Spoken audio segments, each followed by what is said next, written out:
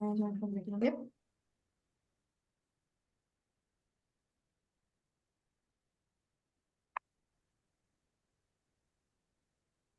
So I think we'll wait for some time for everybody to join, the participants to join.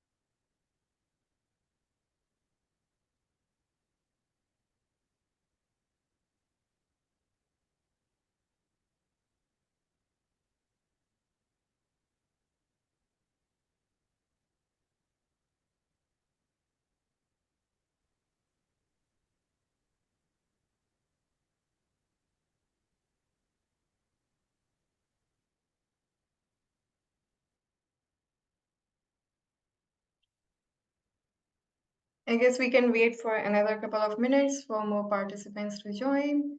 And all the participants who are joining us right now, a very warm welcome to all of you.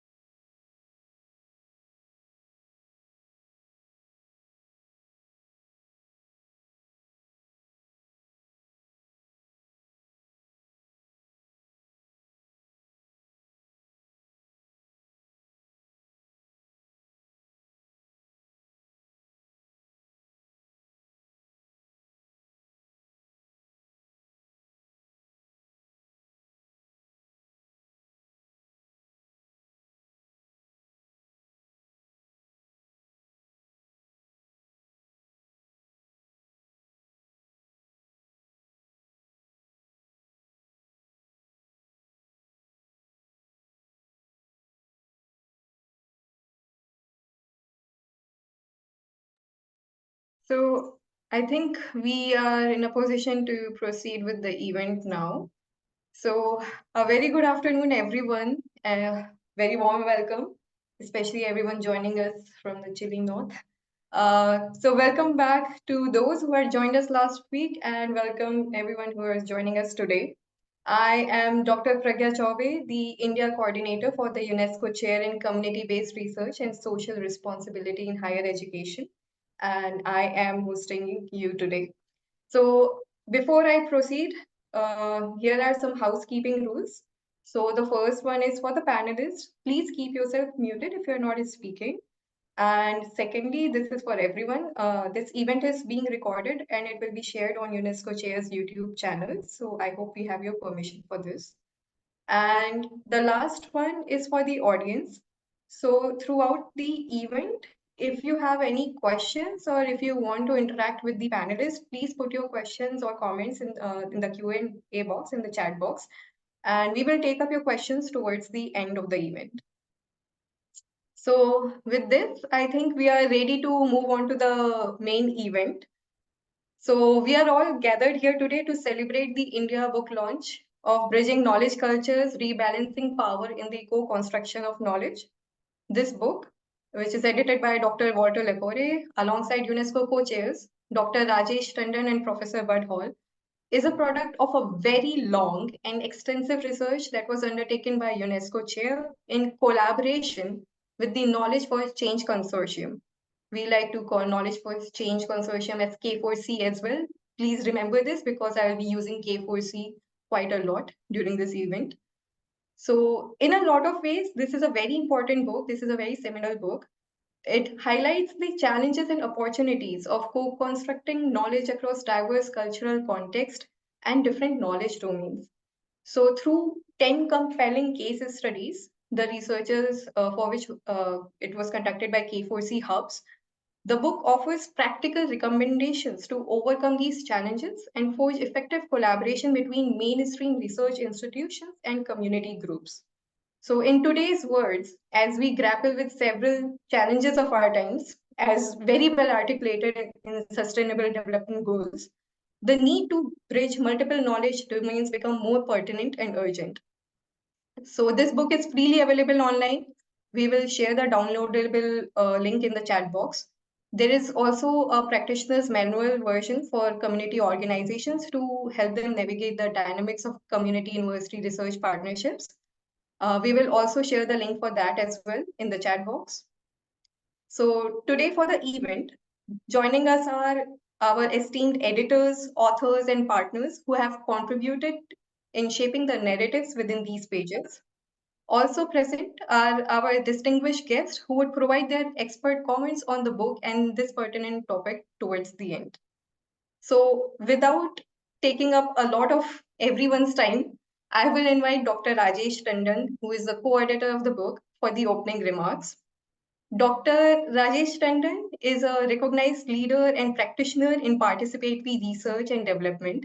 He is the founder president of Participatory Research in Asia, which is a global center for participatory research and training.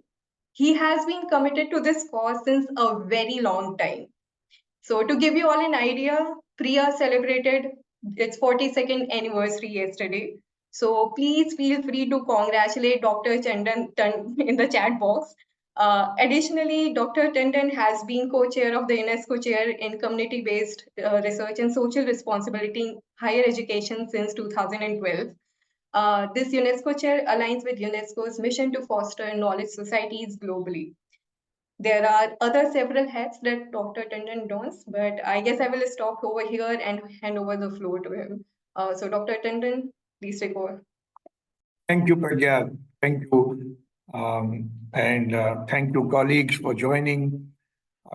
My co-chair, Dr. Bud Hall, Tim Curtis from the UNESCO office here in Delhi, and Dr. Vishwajanani, along with our two case studies. Thank you. Thank you for joining.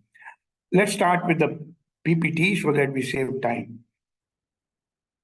The Bridging Knowledge Cultures, this book, as Pragya has mentioned, is now published in open access, freely downloadable. And there is also a practitioner's book, which will also be sent in the chat box, and you can download it. Let's move on. Let me just go straight why this study was begun and how it is relevant. So all of us, many of us are familiar with the new National Education Policy India in 2020 mandate.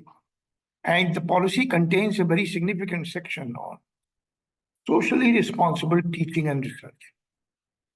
And in 2018-19, University Grants Commission began a process of developing a policy on community engagement and social responsibility. And under the new education policy in 2022, it has now been mandated. And even this morning, University Grants Commission sent out a memo reiterating this credit-based course and internships in social responsibility. The purpose of this has been that there is an increasing interest in community knowledge, indigenous knowledge. And in our own work as UNESCO Chair, we have been developing partnerships between academics and communities in undertaking research which is contextually relevant and actionable. So this study began with a realization which we were facing in our practical work on the ground, that is community knowledge similar to academic knowledge or is it different? Next one.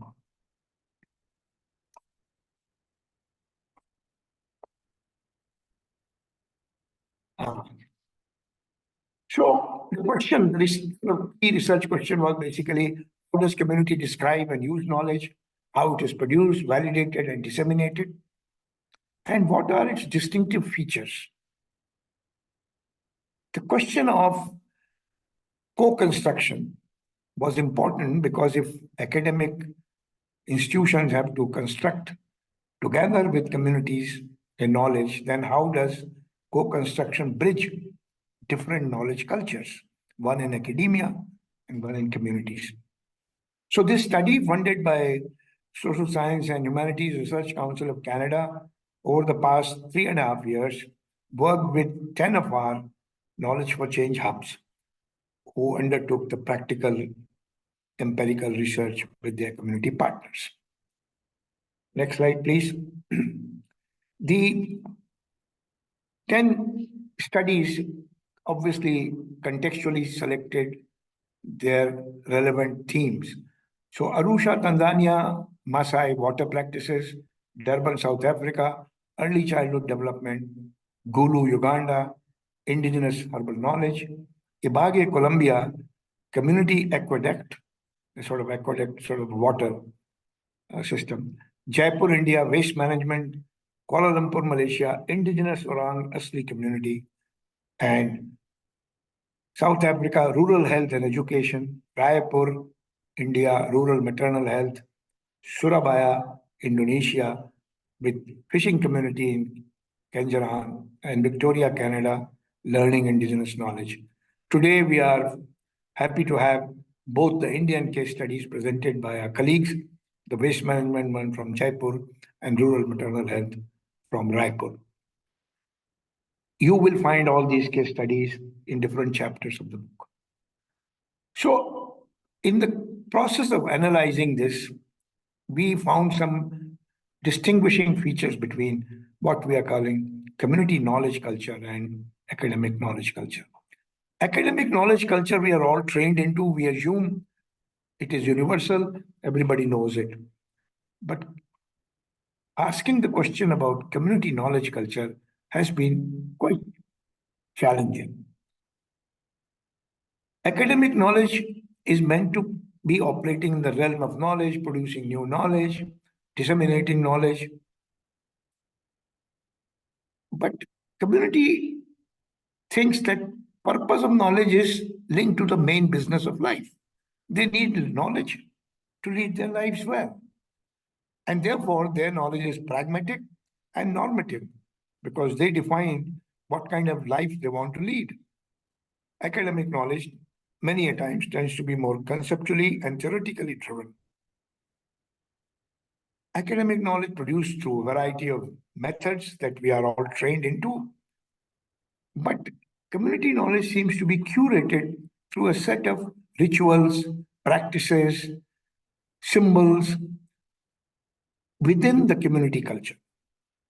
And therefore, validation of this knowledge is based on a process of consensus building and cooperation, while the validation of academic knowledge is done through professional peers, a certain amount of competition sent into various academic conferences or journals. The academic training in knowledge production seeks to distance oneself from the subject matter under the guise of objectivity. But community knowledge seems to be very emotionally embedded and contains elements of spirituality because it is linked to lived experience, and all lived experience creates emotional impact. Therefore, we found a more holistic view of community knowledge, which is also connected to local land, local ecology, local nature. Some researchers have begun to argue now that a lot of academic knowledge is driven by instrumental rationality, which tends to provide access to control the nature. And we are now seeing some of the consequences of the same on our climate impacts. Next slide, please. So, then we look at what are some of the ways in which these two domains of knowledge cultures have been bridged when co-construction happens, and what more can be done. The first and foremost, which is very difficult for many academically trained researchers, is to accept and acknowledge that community knowledge is legitimate. Some countries have begun to talk about this, but it is not something which is readily understood and accepted. In order to build equitable research partnerships, a relationship of trust with the community has to be established. And relationship of trust is an emotion. Relationships are emotional. Academic researchers are trained not to be emotional in their research program. So how do they establish trust if they are not looking at emotions? Much of the community knowledge is told through stories, symbols, rituals, orally, through drawings, through paintings, through music, through dance. But academics tend to look at things which are written down. So learning to listen is one of the important ways to bridge these two divides, the two knowledge cultures. We also discovered that in each of these 10 case studies, there were important interlocutors, intermediaries, or boundary spanners who connect community with academic. Many a time, these are NGOs, local leaders, sometimes local governments, and they provide the possibility of linkage. And so there is a role for intermediation, which sometimes is under researched in this phenomenon. And finally, even if individual academic researchers are motivated and do a good job of co-construction, the institution of research, university or wherever they are based, does not necessarily have a structure of decision making which is supportive. So while on the one hand we need to improve the capacities and competencies and motivations of individual researchers, we also need to make sure that the decision-making structures in research institutions and research funding agencies tend to be more inclusive of such approaches. Next slide, please.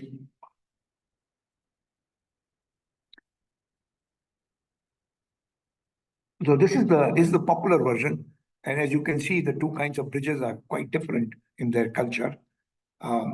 Please download it, use it, translate it in any number of languages, and we will be very happy. One more slide there.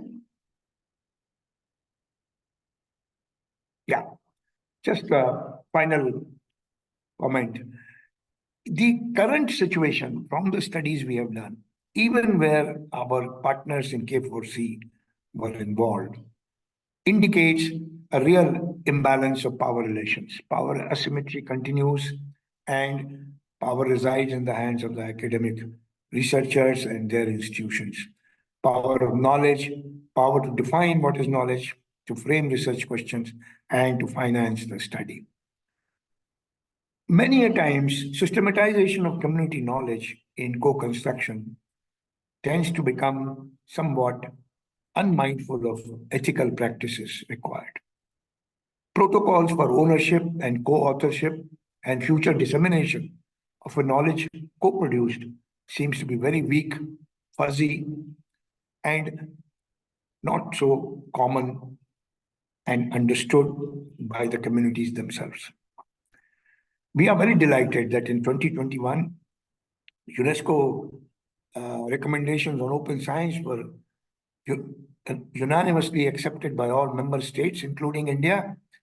And these recommendations talk about open science is not just about open access to publication and open data, it is also openness to different forms of knowledge and knowing, multiplicities of knowledges. And this provides us a global framework in moving forward to more co-construction of knowledge between academia and community. As we have discovered that academic systems and researchers tend to have greater resources and infrastructure for knowledge work because that's their main job. But since community knowledge is the business of life, we find that investment in community infrastructure for knowledge work lags behind and is a need for future. I want to thank you for this quick overview of the findings of the study and look forward to your stories, examples, and comments. Thank you, Pragya. Thank you so much, sir, for that very quick and yet very comprehensive overview. And to all the audience, please, if you have any questions for Dr. Tandon, or if you would just like to have a chat with him and congratulate him for Priya's 42nd anniversary, please use the chat box. And I will now proceed on to the next segment of the event, in which I would like to invite our chapter contributors from K4C Hubs. So the first case study is from Sangawari K4C Hub from Chhattisgarh, India, bridging knowledge in maternal health care in rural communities. This case study would be presented by Dr. Anuradha Chakrabarti. She is faculty in Center for Women Studies, Pandit Ravi Shankar Shukla University, Raipur. She has a master's degree in anthropology and Indian classical music and PhD in life sciences. And she is joined by Dr. Rita Venugopal, who is Professor of Physical Education and Director of Center for Women Studies. She is also a certified CBPR mentor and coordinator of the hub. So, Sangwari Hub, please take over the floor. Thank you so much, Dr. Pragya. I think you will be sharing my slide from your end. Okay. Yes. All right. Okay. Thank you, Pragya, once again for such a lovely introduction. First of all, I'd like to thank the organizers, especially Dr. Badal, Dr. Rajesh Tandon, Dr. Walter Lepore for giving our work a space in the prestigious book, Bridging Knowledge Culture. Thank you for this opportunity. Very good afternoon and good day to everybody from Sangawari Hub, which is at the Center for Women Studies in Pandit Ravi Shankar Shukla University, Raipur, India. In Chhattisgarhi dialect, Sangawari means a friend who walks with you hand in hand. The name of our hub, Sangawari, signifies the concept of CBPR in which the community and the academia are working together to co-create knowledge. Can we move on to the next slide, please? So before I proceed, I'd like to introduce my co-authors. Here comes Professor Rita Venugopal, ma'am. You have already met her. She is Professor of Physical Education and Director at the Center for Women Studies and coordinator and mentor of our K4C Hub. Professor Priyamvada Srivastava, who is the Professor of Psychology. She is the Associate Director of the Center for Women Studies and the coordinator of K4C Hub. Myself and my colleague, Dr. Reniksha Varoda, who works as a research assistant in our department. Can we move on to the next slide, please? Okay, so our work was on bridging knowledge in maternal health care in the rural communities. For a brief introduction, maternal health refers to the well-being of a woman throughout the pregnancy period, and then the childhood period and the postpartum period. And the maternal health care services includes the prenatal delivery care and the postnatal care. Improving maternal health is one of the key priorities of WHO, and it has been the major priority domains of the Indian government as well. Chhattisgarh is situated in the central region of India, and it is a tribal dominated state. Various communities reside here, and they have their unique beliefs and practices related to motherhood and childbearing, which start from the stage of conception to delivery, and it further carries to the post-delivery period as well. These practices, norms, and events serve as the spaces in which knowledge regarding maternal health is both created and shared. Can we move on to the next slide, please? So this is the story of our community entry. NSS, that is the National Service Commission, served as the pathway or the gateway to the for entering the community. NSS is an important component of higher education, and through which various services are extended in the community. And in our university also, NSS unit has adopted a couple of villages and has been working in the area of health, education, and substance use. We entered the community through these programs. Can move on to the next slide, please? Our research partners or the community partners.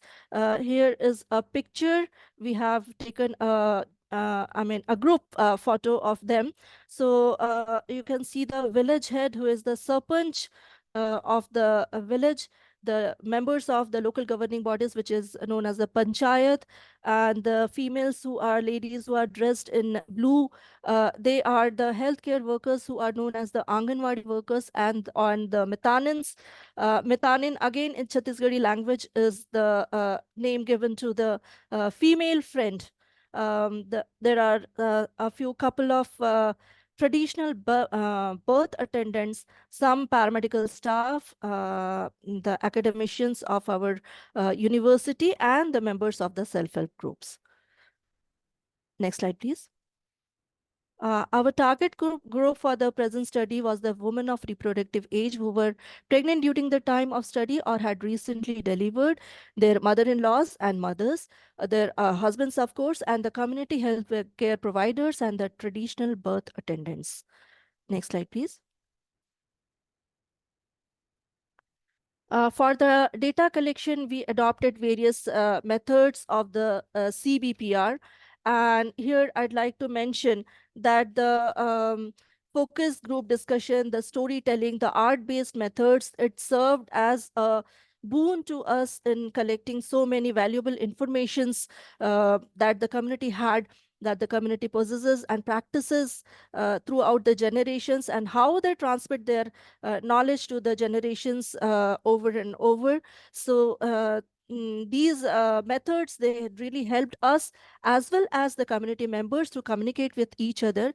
They believed in us, and they shared a number of stories. We listened to them patiently, and the documentation that we have done, I really feel that it will be a very valuable, concise matter in which the further generations of researchers will be really getting help for making the new researches in this field and for making the new policies and the recommendations as well. The next slide, please. Here are a few reflections of our study we have listed in these parameters. We'll take up a few as the time permits. Can we move on to the next slide, please? In the community, we could see that there exist varieties of interesting practices regarding the preferences and avoidance related to consumption of food material, their cooking method, both during the pregnancy and in the postpartum period. The pregnancy is actually considered as a hot phase in woman's life. And during this period, generally the food consumed is with the cooling properties, while after the pregnancy, after the delivery is being carried out, it just reverses, and the cycle reverses, and the food with heating properties are preferred. And while in the pregnancy period, the food with heating properties are avoided. So this kind of cooling and heating properties of the food are very well mentioned in the Ayurvedic granthas. So we can say that the Ayurvedic principles are utilized for maintaining good health during the pregnancy and in the post-pregnancy period. However, we could find that there are some biomedical recommendations which were really conflicting with some recommended avoided food, especially with the wood apple and papaya, as they are very nutritious. But the community people, they avoid eating this food during the pregnancy period as they consider that this might lead to abortions. The next slide, please. Here's the picture of the food items which is served during the pregnancy, during some of the rituals during the pregnancy, and after the delivery has taken place. Can we move on to the next slide, please? There was very much interesting, I mean, the procedure by which they were, they used to maintain the hemoglobin levels during the pregnancy period. So the community people, they avoid taking the iron supplements which is provided by the healthcare workers to them.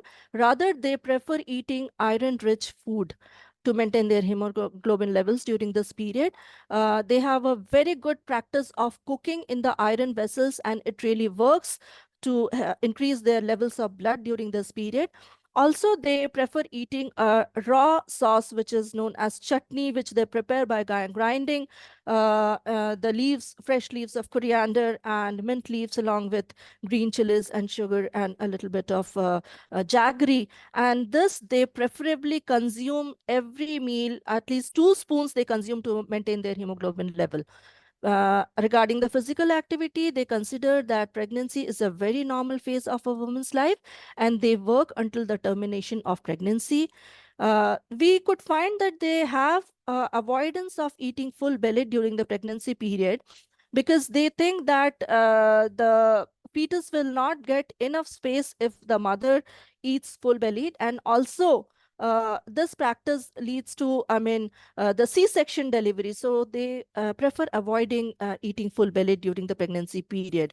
For the assessment of the uterine contractions, they have a very unique method, and they can very well assess the time of the delivery by dropping some oil in the navel area, and the accuracy is very much there for the assessment of the uterine contractions.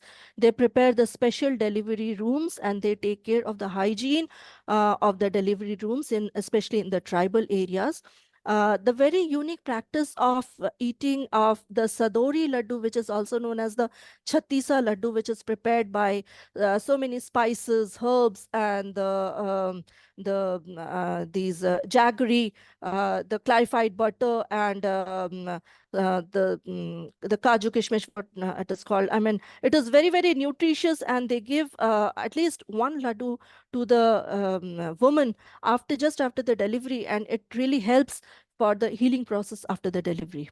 So can we move on to the next slide, please? This is the Chhatisa laddu, the picture of the Chhatisa laddu that I was talking about.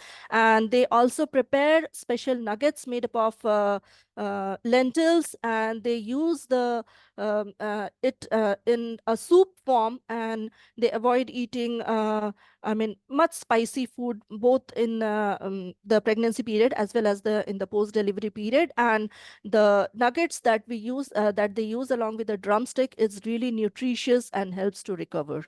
Next slide, please. Although we found that there exist some differences in the academic knowledge as well as the community knowledge regarding the maternal health practices, I'd list out a few.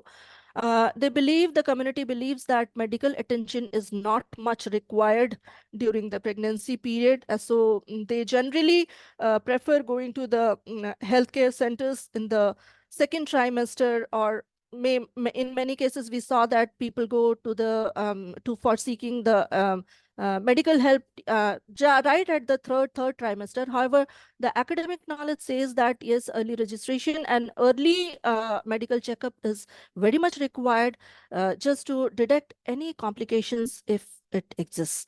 So even the community members, they do not think that regular checkups are necessary during this period. However, it is quite contradictory with the institutional knowledge or the academic knowledge. In the run of the avoidance and preferences of eating food, the community people, they do not eat so many food items which are really nutritious. So this kind of imbalance was also there. So and also the biomedical evidences are not supportive for avoidance of such food items because of the because of the nutritive properties, and special nutrition is also required during the pregnancy period to overcome the problems if exists. The next slide, please. Along with this, we saw that we have already discussed about the practice of eating less.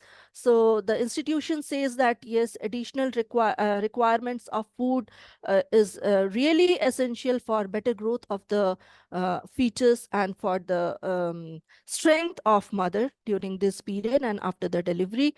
Also, the practice that a pregnant woman does who resides in the this rural areas, that she works in the field and she does the forward bending and so many household chores she is involved in which she really, does not take that much of care about herself, about the forward bending, which is not allowed during the pregnancy period. So regarding these things, we conducted so many awareness camps, and along with the self-help groups, along with the medical practitioners working over there and the community health members, we discussed with them about the experiences of experiences that the doctors wants us to follow during the pregnancy period for having a safe motherhood. So we shared all these things with them, and they also agreed to follow these things. And we readily, gained their knowledge, that they helped us to, they discussed with us, and it was really helpful and really fruitful for us in many contexts. Also, we saw that they earlier they avoided to feed the colostrum to the newly born.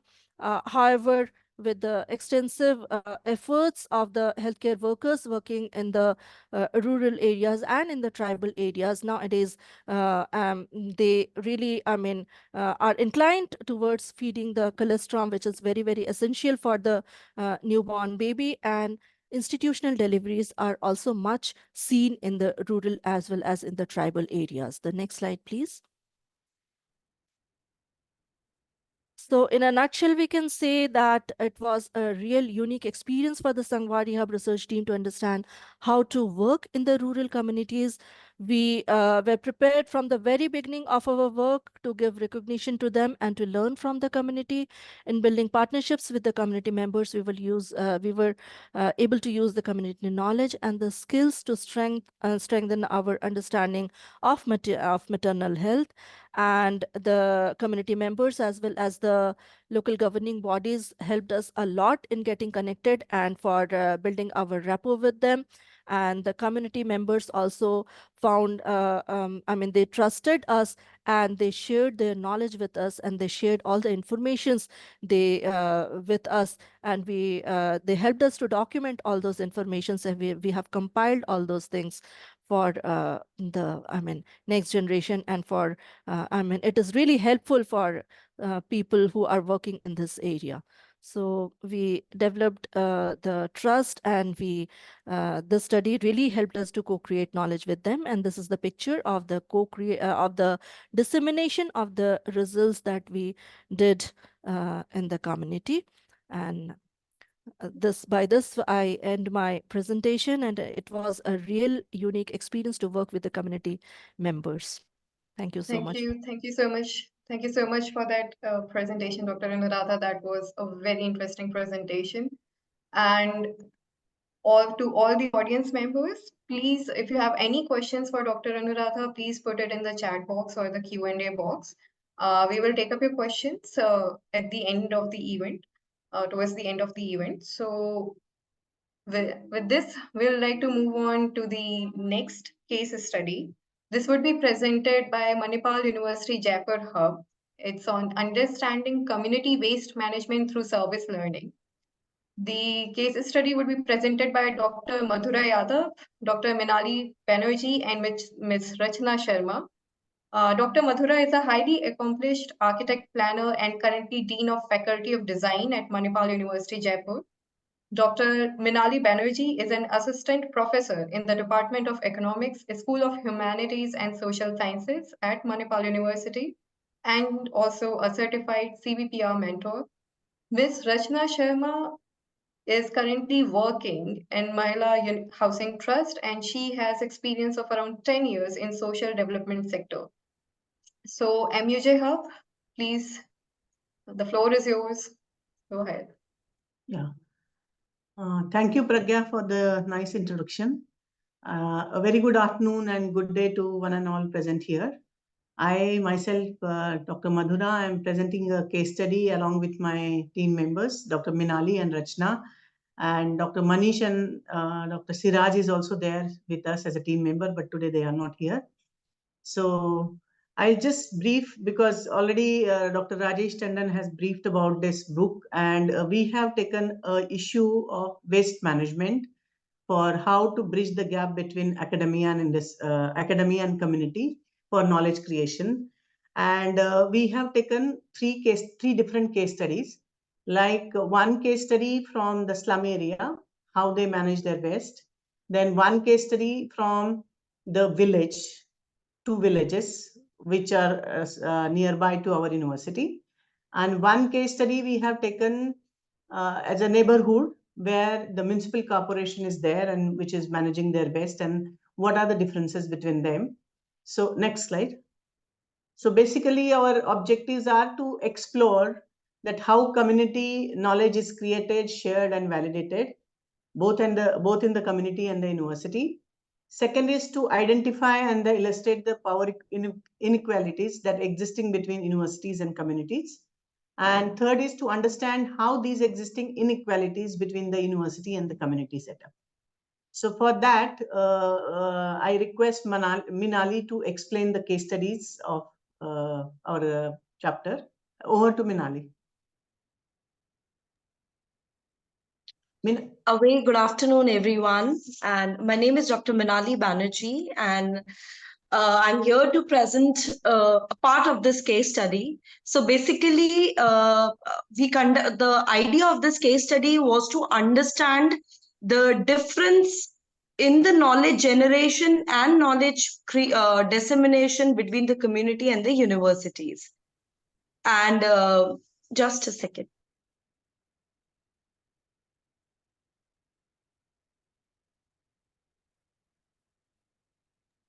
I'm sorry, I'm facing some technical glitch. Yes. So I hope I'm audible, Pragya. Yes, you are. Yes, thank you. Thank you. Yes.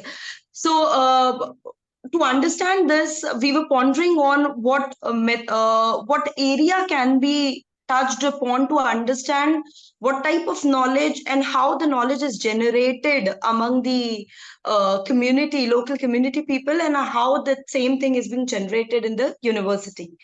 So while pondering on the newly launched Swachh Bharat scheme came to our mind, and through that we landed up on studying on the waste management thing.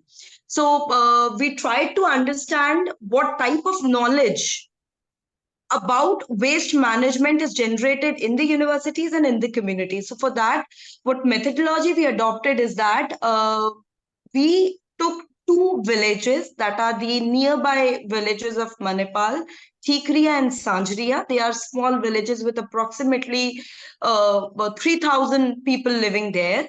And additionally, we took 2 slums. So one slum was in Kalakar Basti that Rachna ji will make you people acquainted better, because she's too much engaged into that basti, and she's working a lot with those people. And the other was Sarai Bavri, which is a bit outside the premises of Jaipur. So the data collection for this basically was based on structured questionnaire, um, and the methodology was majorly to interview the participants and to understand what they think about their knowledge generation techniques and what are their opinion about the university. So next slide, please.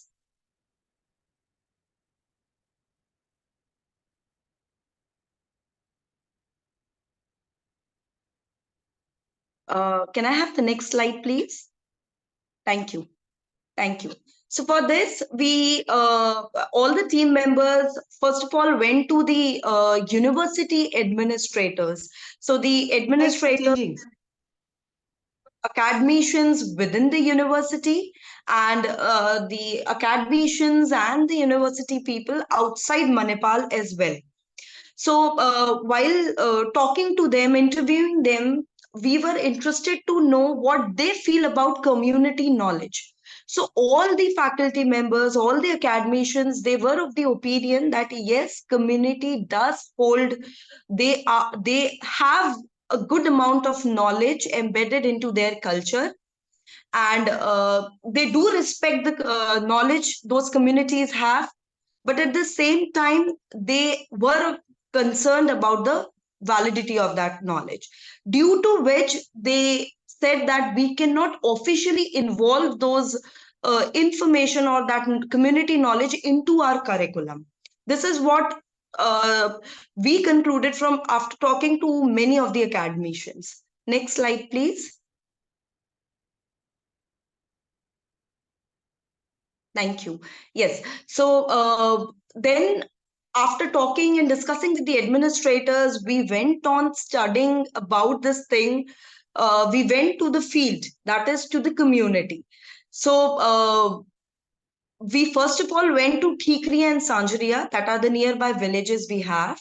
And FGDs, focus group discussions and interviews were conducted with the local leaders, Sarpanch, and the local community on how do they actually do the waste management thing.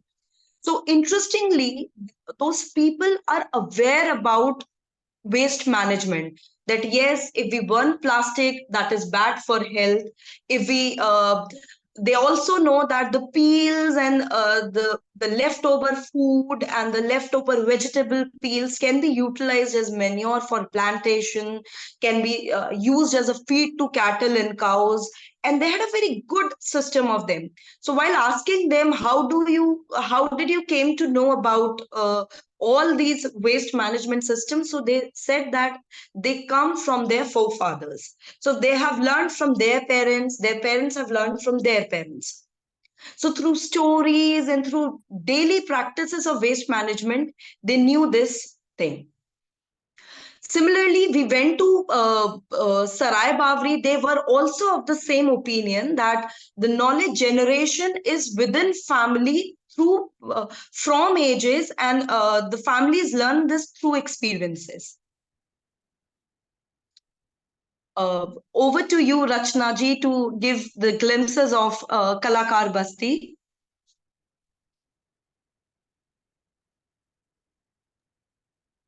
Minali, Madhura, I don't think Miss Rachna has joined us yet.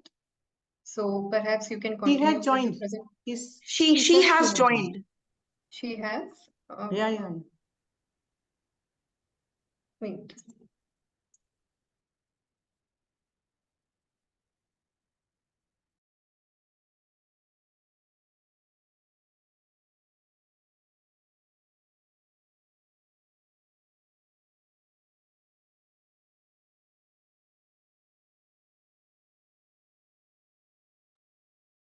Can we see her on a panel yet?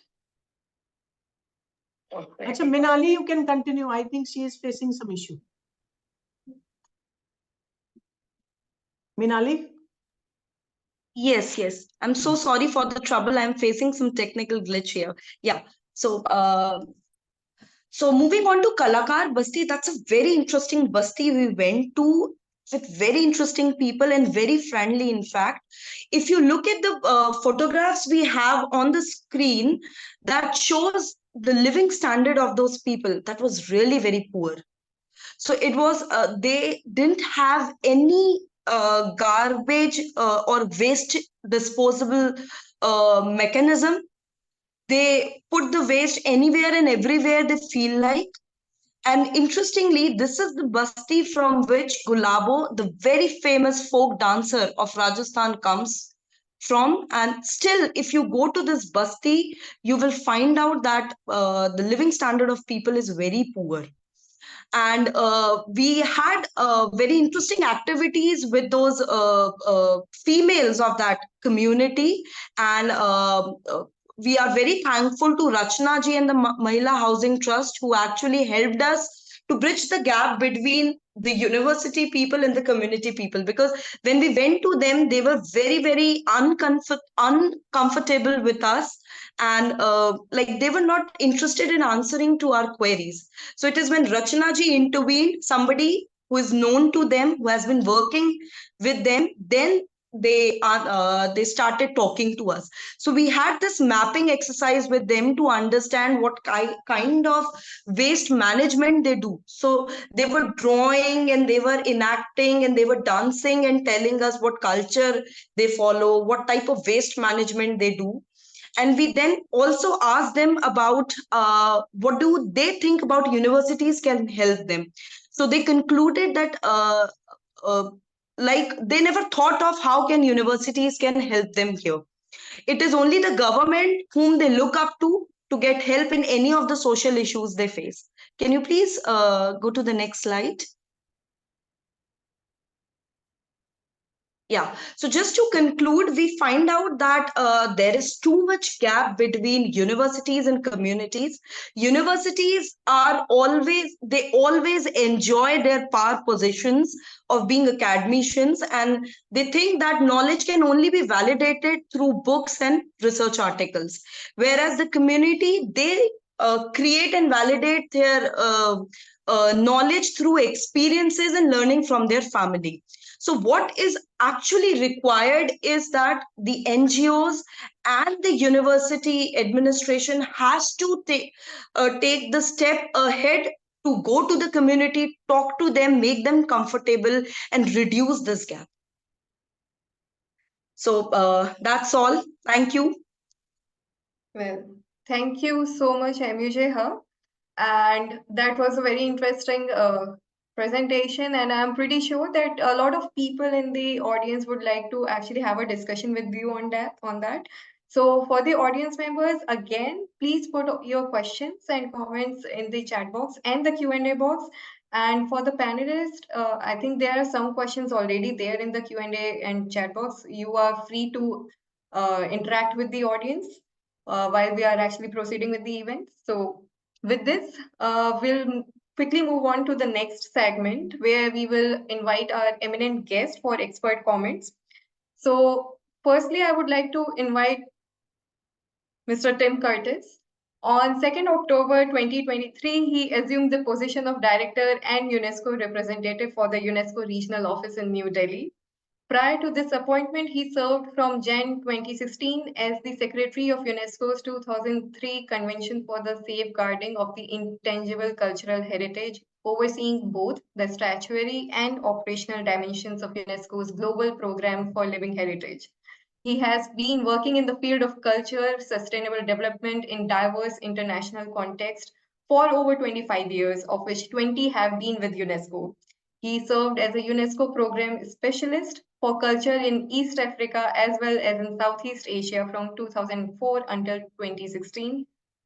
Prior to his work with UNESCO, he was involved in advocacy and academic work and received a PhD in cultural anthropology from the Research School of Pacific and Asian Studies at the Australian National University, focusing on the relationship between oral history and place among the Nahai speakers of Malakula, Republic of Vanuatu.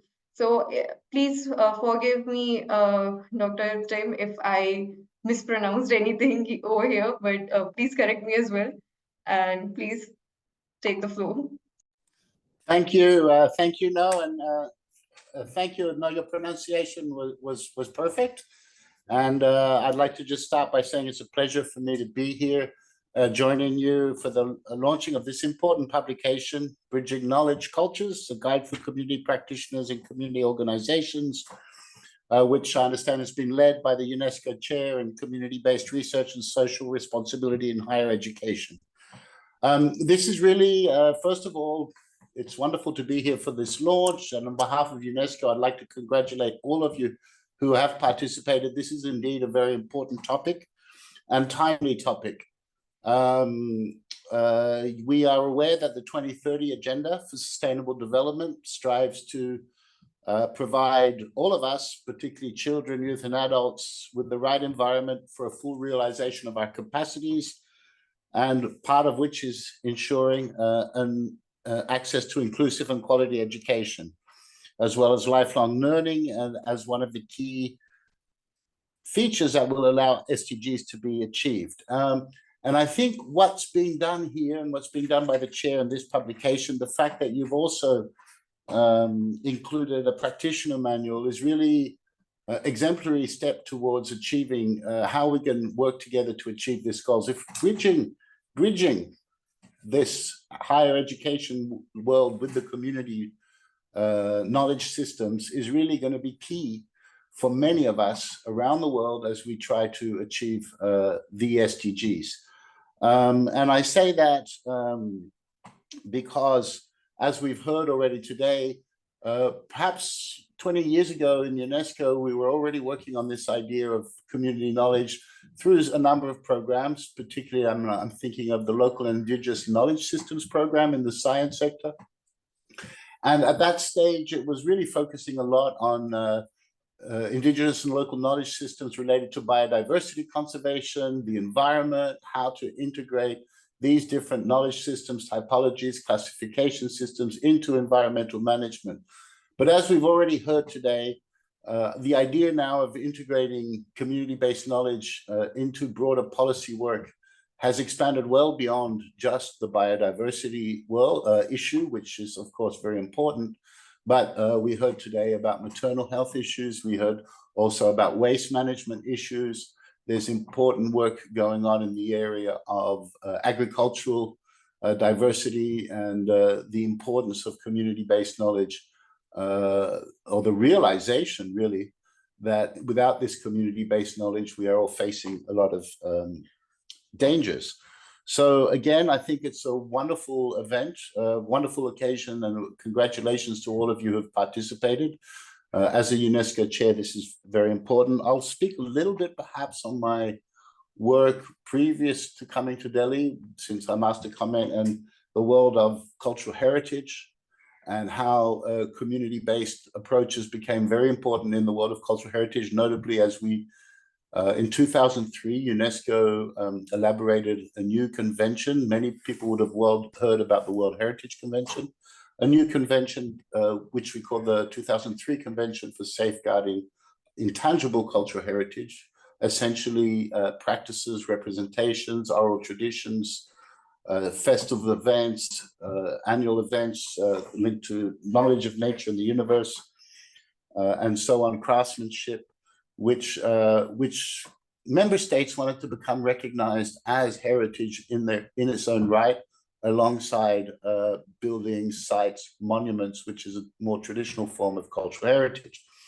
As this convention became developed, it became quite clear that there was a need, if you will, to reformulate the ideas behind the world of cultural heritage, particularly, and in particular, the role of experts in relation to communities. As we started developing a framework for understanding how to safeguard this type of heritage, it was more and more evident that it was not possible, given the diversity, the range of this heritage around the world, to have experts come in and decide what best were the methods for safeguarding. And in fact, as the intergovernmental discussions elaborated in the convention, many countries, particularly countries from the so-called global south, insisted that the criteria for identifying what is intangible cultural heritage and the methods for elaborating its safeguarding be put back in the hands of those who practice it, meaning the communities themselves, and that other expertise would therefore would only be there to support the communities, and in cases of disagreements, it is the views of those who practice the communities themselves who that should prevail.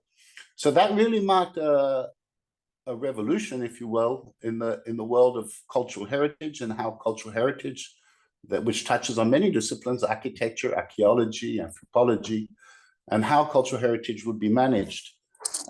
So one of the things, so through that now, the whole safeguarding approach really has been about community-based inventorying, community-based identification, and community-based knowledge. And in fact, the core criteria for inscription on UNESCO's list of intangible cultural heritage is the full participation with free, prior, informed consent of those communities who are the practitioners.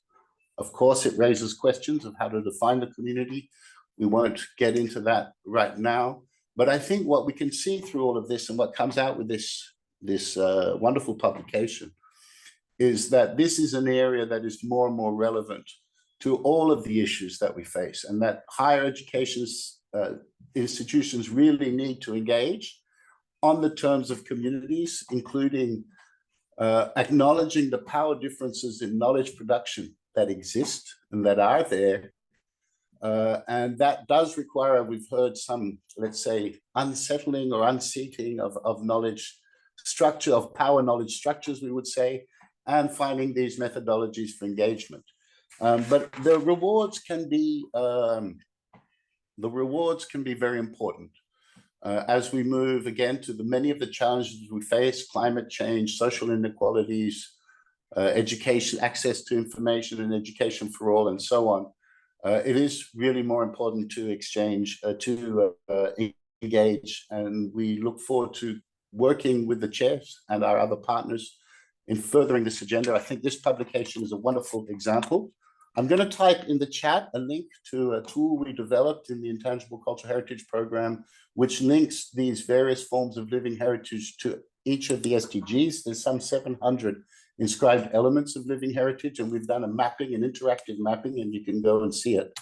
I'm putting it, the link here in the chat, just to give an example of the multitude of ways in which local knowledge and community knowledge contributes to sustainable development goals. So I'll just finish by again congratulating everyone. It's been it's a fascinating and practical publication, and also on behalf of UNESCO, I'd like to thank you all for the work you've done in this publication. Thank you very much.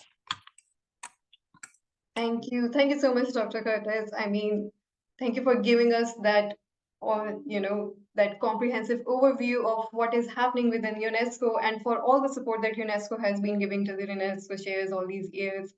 And yes, please everyone click on that link and see what all other initiatives that are being undertaken by UNESCO. So with that, I would like to call upon the second distinguished guest for today, Dr. Vishwajanni Sattigeri. Dr. Sattigeri, Scientist H and Head, CSIR Traditional Knowledge Digital Library Unit. The TKDL is a tool for defensive protection of Indian traditional knowledge, currently the Indian systems of medicine. At CSIR, she had also handled matters pertaining to strategic planning, monitoring, decisions, and policy insights. Prior to CSIR, she was associated with the New Drug Discovery Research at Ranbaxy Research Laboratories Limited. She led various drug discovery programs across different therapeutic areas. Later, at Smart Analyst Private Limited, a market consultancy firm, she was responsible for providing decision analytics support to big pharma and biotech companies in the US and Europe, among other countries. So, well, Dr. Vishwajanni, please, the floor is yours. Thank you so much, Pragya, for giving me this opportunity. At the outset, I'd like to, congratulate Dr. Tandon, Dr. Hall, and Dr. Lepore for this wonderful book, and very, relevant to the time. bridging knowledge cultures. I'm sure you would all understand that I come from a domain where we try to protect our traditional knowledge. So talking about, our traditions and culture, we often take it for granted that it is ours, it's safe, and we try to bring in that into the mainstreaming. And it was not until, our very own turmeric, our very own basmati rice, and our very own neem for its medicinal properties got patented. And when you talk of intellectual property rights, they are all legal provisions. So we were on the verge of losing it. And until we stepped in, the government of India stepped in through a litigation, costing us time, money, and efforts from across the country to make sure that these patents get revoked. So I come from that background, about protecting traditional knowledge. And when I read your book, and it is so very apt, I just read a particular statement about the Maasai culture that says our ancestors made us inherit knowledge, not wealth. They did so with a purpose. They knew that by making us inherit good knowledge, we will definitely find wealth. And so very apt. And I'm so glad that your book captures this, Dr. Tandon, very, very relevant. And while the TKDL, we have been focusing on, the codified knowledge, that is knowledge that is already there in public domain, and we are still trying to protect that from misappropriation by piracy. The larger concern for us comes in the context of the oral traditional knowledge. That is a knowledge that has been transmitted from one generation to the other in terms of, by verbal communication. And I'm sure much of your work is also, largely, covering about this community knowledge or the individual knowledge that has been transmitted from one family to the other, from one generation to the other. When we are talking of our Indian philosophy, that is Vasudhaiva Kutumbakam, or the African philosophy of Ubuntu, I'm sure we all understand and we all respect that, shared experiences lead to shared knowledge and shared wisdom. But what we are talking today is about shared benefits. And I feel there is a context in which perhaps Pragya has brought me in, because when we are talking of knowledge, wisdom, and benefits, I think it's very important to respect the knowledge holders' rights, the people's rights, the moral rights that is associated with such knowledge. And that is where I would like to step in and then say that, from the TKDL perspective, considering, I think Dr. Tandon also mentioned that in his last line, that is ethical processes and methodologies for systematization of community knowledge is very important. Protocols of ownership, co-authorship, future dissemination is also very important.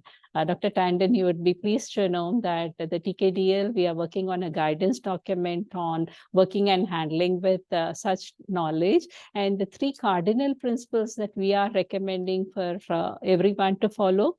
One is the free and prior informed consent, which is also mentioned by the WIPO. The second very important is the attribution of that knowledge to the knowledge holders. So here comes the acknowledgement, recognition, and also rewards that Tim Curtis has mentioned. And the last but not the least is the access benefit sharing. So this is where, the shared knowledge can lead to shared benefits. And I believe our guidance document will be more like, a guidance to the book that you have brought in. Once again, hearty congratulations to the editors and the authors of wonderful work that has been done under the UNESCO. Congratulations once again. Thank you so much, Dr. Vishwajani, and thank you for your support, and thank you for bringing out those pertinent issues when we are discussing about traditional knowledge. So, very nice to know what is happening with the TKDL library, and it would be very interesting to hear more from you about TKDL at some point in the near future. So, sure. Thank you, Pragya. Maybe I'll use this opportunity to invite each one of you to the TKDL to look at the work that we are doing. Welcome all. Thank you so much. Thank you so much, ma'am. That is a brilliant invitation, and we'll connect with you soon on this. So with this, I would like to move on to the last segment, not the last, but second last. So with me, I have a very special guest on the panel today. So this is Miss Niharika Kaul. She was in my chair position a long time back when BKC was still in a research phase, and it was her immense contribution that has helped shape the book. So, Ms. Niharika, would you like to actually say a few words? Yes, thank you, Pragya, for giving me the floor. And I'd just like to, I won't take much time. First of all, I want to congratulate Dr. Hall, Dr. Tandon, Dr. Lepore, and the whole team that has contributed to this book, which has turned out to be of such an insightful, powerful, and in-depth exploration of knowledge cultures within community university research partnerships. And how, the bridging exercise is founded on trust building, sustainability, and authenticity of relationships for facilitating the democratization of knowledge. And I just want to make two quick points about why this book is so important and what it has achieved through the case studies. I think firstly, related to what Dr. Vishwajanti said, is the idea that the book has actually brought about the purpose and the strength of community knowledge cultures, which can be understood, in terms of different aspects of reality, but also different cognitive processes involved in the act of knowing. It's their community knowledge cultures, spiritual as well as philosophical dimensions, and displaying how community knowledge is deeply connected with community values of being. And this is important because in order to bridge knowledge cultures between communities and academia, these unique dimensions and processes of community knowledge cultures that focus on spirituality, of looking within, of cooperation and communal benefit rather than competition, need to be understood and kept in mind in exercising the bridging of knowledge cultures. And the second point that I want to make is that in terms of traditional knowledge cultures, the oral nature of traditional knowledge, and its broader use of all human senses, makes it very hard to coexist with knowledge production. That's what this book has emphasized. And therefore the importance of this is that in order for building these mutually trusting relationships between communities and academia, institutions need to focus on long-term community engagement, negotiation, and adopt this relational ability that will transcend short-term, short-sighted projects which are unsustainable. And therefore, that is an aspect that needs to be kept in mind, and which this book, through its case studies, has so beautifully emphasized. And I'm sure that this is just the beginning of a global dialogue on democratizing knowledge and building these long-term, sustainable, authentic, mutual relationships. And I just want to congratulate the team, and I hope I can be part of the long-term vision of the UNESCO Chair with Dr. Tandon and Dr. Hall. Thank you for this opportunity. Lovely to see you all here. Thank you so much, Niharika. And yes, we hope we, achieve our aims of achieving knowledge democracy soon. So with this, I would like to see if there are any questions that we can take at this moment, because there are a lot of questions that are happening in a lot of conversations that are happening within the chat box. So I guess we have a few questions in the Q&A box, but okay. So these have been answered by Dr. Anuradha, but I think we can take actually one of them, so we can keep this conversation rolling. This question is by Dr. Navina Sarma, and she had actually asked, how do we handle these two different and partly controversial knowledge systems? So this question was actually put to Dr. Anuradha, and but I think this is something that we can actually ask all the panelists to weigh in. Like, we are talking about bridging these two very different knowledge systems. So what do we do? Like, how can we respectfully treat those knowledge bodies? Dr. Tandon, would you like to add something to this question? Like, would you like to say something? I was going to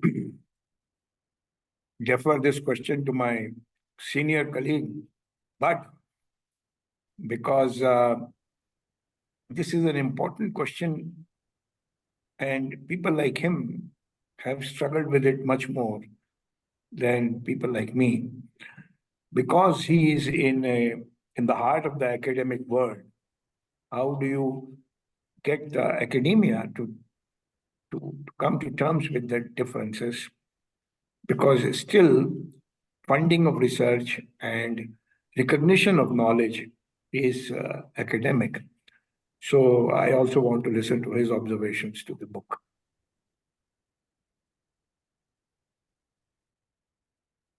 Yes, please, Dr. Well, yeah. Thanks, Rajesh. It's important, I think, to remember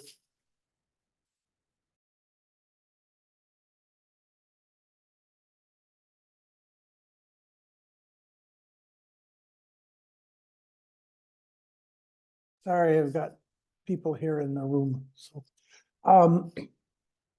it's important, I think, to remember that the knowledge system, which has evolved and is now fairly common in all of our universities, is a version of one of the most modern or one of the newest knowledge systems, and that's the Eurocentric knowledge system. And that system has benefited from some of the ancient knowledge systems, but has moved some 500 years ago in a particular direction, which separated the intellectual and the emotional, kind of qualities of knowledge. So, you talk about the head and the heart and the cognitive and the affective. And that knowledge system has been propagated through new navigational means in the 500 years ago, and more in the last couple of hundred years through severe power indifferences, so that countries of Europe and more recently countries of North America have been able to dominate and to suggest that European knowledge systems are superior.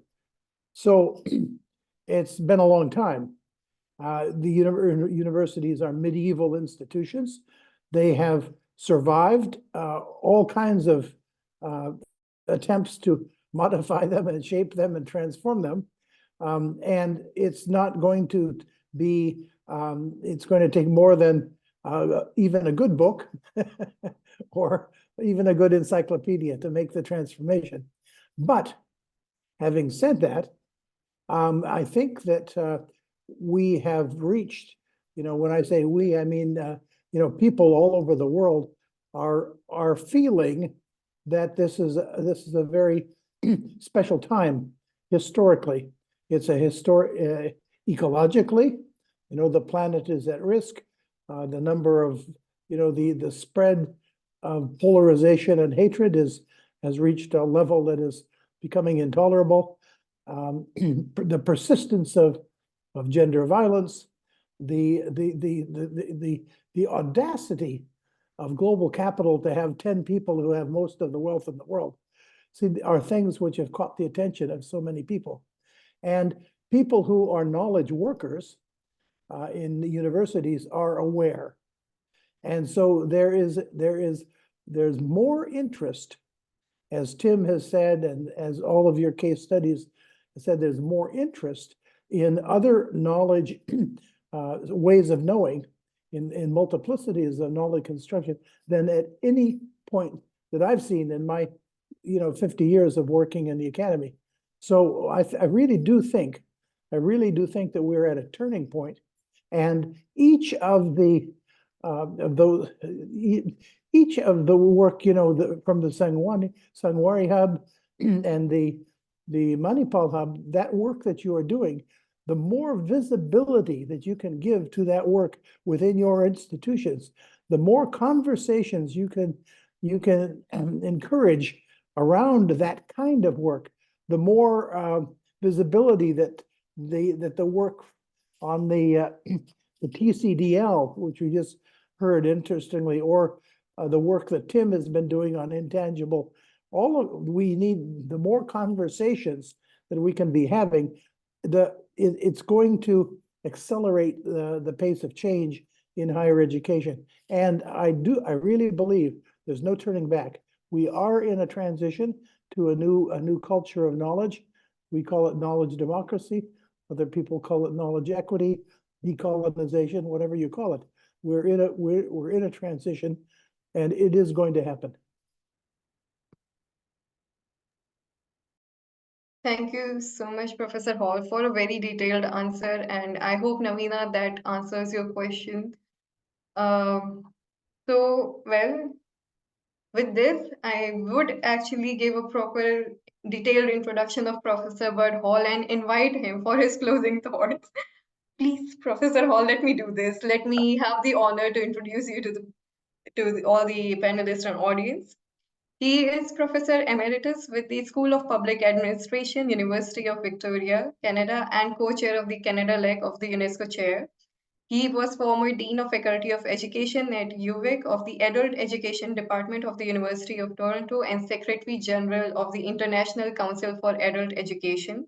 He is member of International Adult Education Hall of Fame and was selected for the 2005 Canadian Bureau of International Education Innovation Award.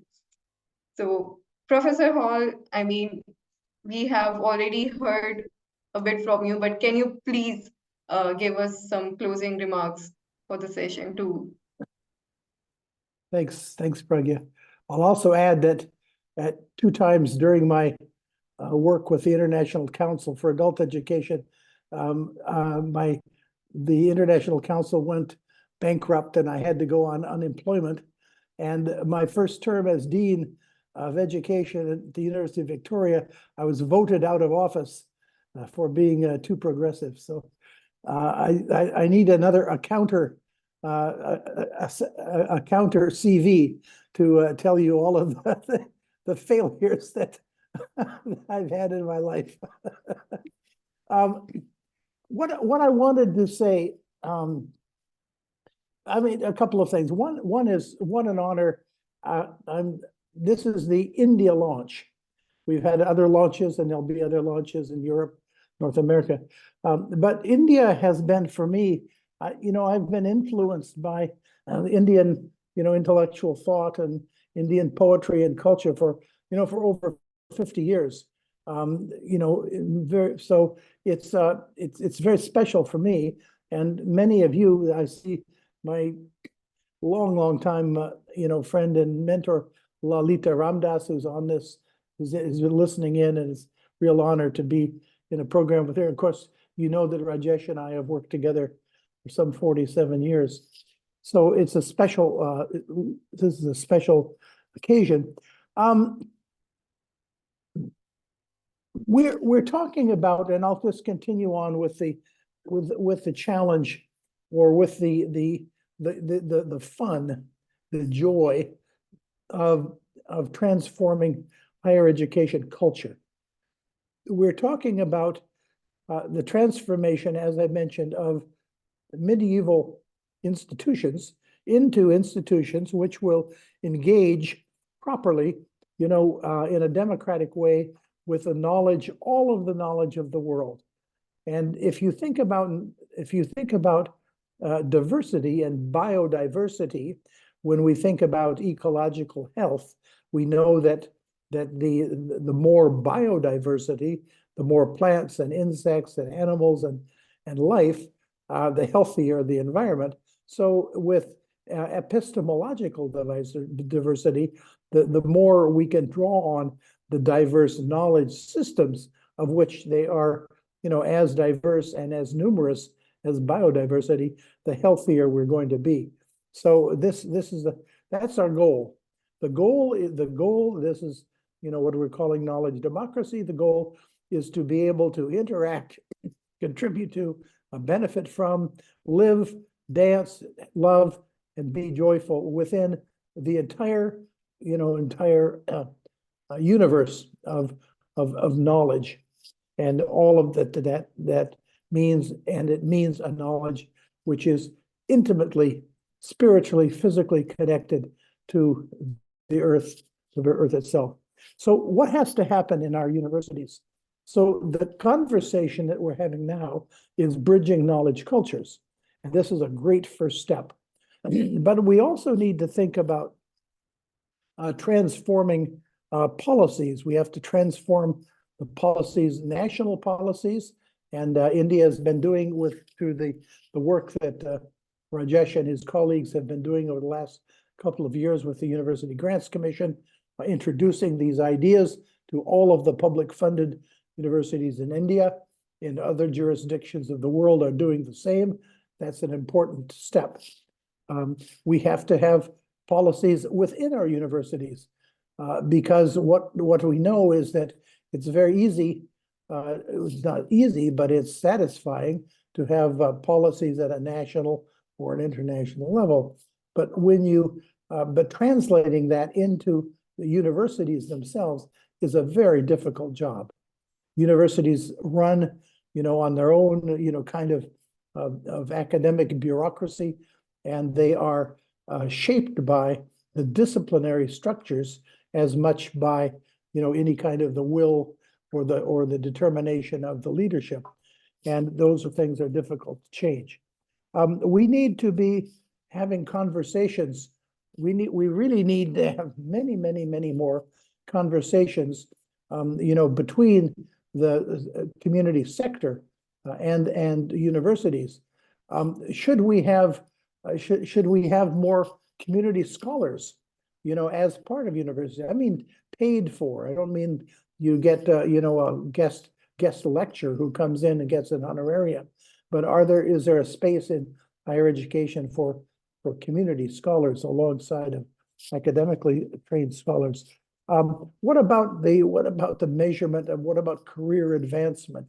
Career advancement, all of you on this talk from universities, very well, the straitjacket, the demands which your particular university puts on you to produce knowledge in a certain way. Those have to be radically transformed and changed. It's changing, but it's slow. And it depends very much on the discipline within which you are identified. But we also need to think about what about the architecture? What about the architecture? What about our classrooms? How many classrooms have you been in where you were seated, in a kind of theater setting with the raised seats, and way down at the bottom, right in the middle, was a table or a desk or a lectern, and the expert professor could be somebody who looks like me, or could be somebody that looks like Rajesh, or somebody who looks like Dr. Viswanajani, but it's the expert down at the bottom, and everybody else is the audience up above. Well, that's a metaphor for knowledge and power. So what if we did away with all of those types of lectures, and we had rooms with concentric circles, or we had smaller rooms with movable desks? And there's an architecture that we could be thinking about in terms of the shape of our university. And what about where we teach? Could we do some of our teaching, in community itself? There's an advantage to being able to have, good facilities and to come sit in a chair and listen, but there's also an advantage to learning and teaching in community itself. And I think we haven't used, our imagination hasn't been challenged enough to do that. So I'm enormously proud of the work that that you folks in the Sangawari hub and the Manipal hub have done. I think you've really captured the idea of the difference in knowledge culture. I think that the work that's being done by the other knowledge for change hubs that we have, and we've got some 24 of these in I think 16 or 17 different parts of the world now. I think that those are really an important initial kind of structural challenge to higher education institutions. And the more that that we can do, the more that universities can begin to look like those hubs, I think the better off we'll be. And Tim, I'm so pleased that the Delhi, that UNESCO in its wisdom took somebody like you who's done your work in the intangible cultural heritage. That's an area of UNESCO I've been fascinated by and have thought it's such an important one. And I'm so pleased that they grabbed you and brought you to Delhi. You and Rajesh and the others in Delhi can really play a leading role in helping us to move those ideas, get more and more visibility for those. And it's a very important contributor to transforming our higher education culture. So thank you very much, Pragya. Thank you, Rajesh. Thanks, everybody who's been listening. It's been a pleasure to be with you. Thank you. Thank you so much, Professor Hall, for your closing remarks. And since we are very short on time, I think I will take only a couple of questions, and after that we can close the session. So the first question is by Joseph, who has asked, have you developed a set of tools that you can share with us, please? Yes, Joseph, please, I would request you to download the Bridging Knowledge Cultures book. It's an open access, and you can we will share the link in the chat box, so you can download it from there. And there's also a manuals practitioner. We will share the link for that as well. Please go ahead, download it and read it, and I hope you will find it useful. One of the questions that I see in the chat box, it's very interesting, and I would like all the panelists to weigh in. It is how do we mainstream community-based knowledge in the social economy of India? So I would like to begin this. I would like to ask this question firstly to our guests, and then we can proceed to other panelists. So, Dr. Tim, Dr. Vishwajanni, do you have any comments to make? Pragya, some amount of the community knowledge has already been a part of the social economy. Like if in case you talk about the arts and culture, the especially textiles and artifacts and all that, they're still kind of living traditions. So they are, and now with the recognition of this one district, one product, and geographical indications and all that, there's a greater thrust to it. These intellectual property tools, and including the one district, one product, kind of gives a branding to these products and a little premium to the community. So a certain part of it is being addressed, but when it comes to anything that is for ingestion, human ingestion, say, medicines, that is where there is a larger disconnect between the community knowledge and the modern science and technology. We're doing a lot towards bridging the gap there, but I think it will take many more years to actually achieve something meaningful. That's true. Well said, Dr. Vishwajanni. Dr. Tim, would you like to add something to that?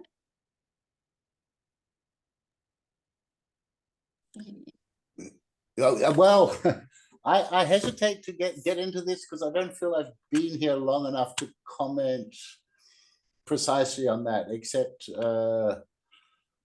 my initial impressions are at least that there's a lot of discussion going on. How much that has now been integrated properly into the policy area probably remains to be seen. But I do see from the last 4 months I've been here in New Delhi that there is a lot of interest in the various, let's say, government institutions of at least in words and in approach.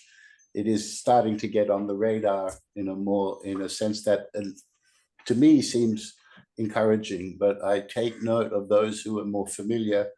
That's probably a long way down before it gets fully incorporated and applied at all spheres of policy. But my understanding is that India seems to be moving ahead really interestingly in this domain. So I would leave it at that. Thank you for that, Dr. Tim. Yeah, we are very hopeful. We are very hopeful that this knowledge will be mainstreamed in the social economy soon. But Dr. Tandon, Professor Hall, Dr. Anuradha, Professor Rita, Dr. Mathura, like if you would like to weigh in, please, I invite you to put forth your comments on this very important question. Hello everyone. So there are efforts being done by various states. For example, from Chhattisgarh, there is State Planning Commission, and they make task force for different issues. For example, gender issue, or health of the girl child or maternal health. And they get, they form a team and get feedback. They go to field and get feedback. What are the problems existing with the policies which are with existing policy, and then these feedbacks are taken into consideration. And I think that because they are framing a task force for different issues, they take into consideration the feedback given to them, wherein the team go to field and get information like we did for maternal health and gender issues. Thank you.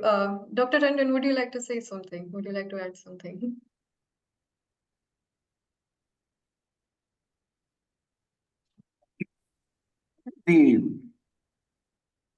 The important point at this juncture is having the approach that government is taking, especially the example that Dr. Vishwanjanini gave, and getting the practitioners of social economy together to have a conversation. The practitioners seem to think that these are things government is not interested in, but government is making a policy and doing certain things, particularly, and the government is concerned, rightly so, about the ethical issues, about taking oral knowledge and then making products out of it. There is a lot of, even on the newspaper and media, quite a bit of conversation around, especially around issues of nutrition, health. Those are the domains. Art and culture is okay, but these are, as she said. So I think it is a role that all of us can play by bridging this kind of a conversation and saying, well, look, these are the issues, these are current policies. We can make more policies, but you also propose by trying out. I traveled to Dumka a couple of times, and Mahua, so many interesting products from Mahua are being made, but many local producers of that product don't necessarily follow the ethical consideration that we have discussed in the book and that Dr. Vishwanjanani said. And I think it's important, who gets the benefit? You're taking the oral knowledge from your mother's uncle or somebody, and you make something, you make money out of it. It doesn't even strike to people that they should give them a share. But in the formal economy, workers' share in the companies and all is being discussed for 40 years by management experts. So, just because they don't speak out, just because you harvest that knowledge in a sort of a family conversation, it doesn't mean that you run away with that knowledge and patent in your name. Not even patent, you're producing products based on it, making money. So acknowledge it, give them a share of that, and in a way, give them dignity. Money is there, but even dignity. Put their name in the product and say, I learned about this from so and so who lives in this village, and thank you, and I'm going to contribute 20% of the profit to the development of his plants and whatever is example. So I think this conversation can be enabled. Otherwise, we'll go down a route where soon there'll be many court cases and litigation, and then the whole domain will get stuck for 10 years. So that's and this is where I'm so delighted, Dr. Vishwanjanani, you are here giving these thoughts and progress. Let's have those conversations, because all kinds of development organizations are being encouraged to do all this, rightly so. But these other issues need to be kept. Otherwise, we are in deep trouble. Thank you so much, Dr. Tandon. Professor Hall, any closing thoughts? All right. All right. So we are anyway 8 minutes over the closing time. So I will quickly close the session now. So, but before we part ways, I would like everyone to know that we are going to be organizing regional book launches across different time zones. So please keep an eye on our social media for further updates. And each book launch would showcase different case studies. So if your time schedule permits, please join us in our upcoming book launches as well. And as we are about to finish, I would like to extend my gratitude to all our panelists for their time and contribution today. I want to express appreciation to our partners at K4C Hubs and our community collaborators whose support has been instrumental in bringing out this book. And a very special thanks to our dedicated editors, Dr. Walter, Dr. Tandon, and Professor Hall for their leadership. Lastly, and also I would like to thank our distinguished guests who actually took out time from their busy schedules to join us today. Thank you, Dr. Curtis and Dr. Satyagiri. And lastly, sincere thanks to all of our audience today, because for your active participation and engagement, this event was a huge success. So thank you so much, and wishing everyone a wonderful rest of the day. And with this, we have come to a close. Thank you everyone for joining us today.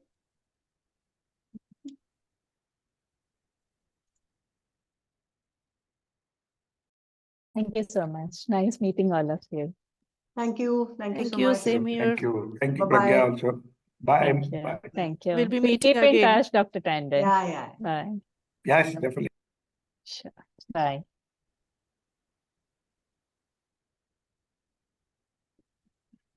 Thank you, Dr. Tim, for joining us today.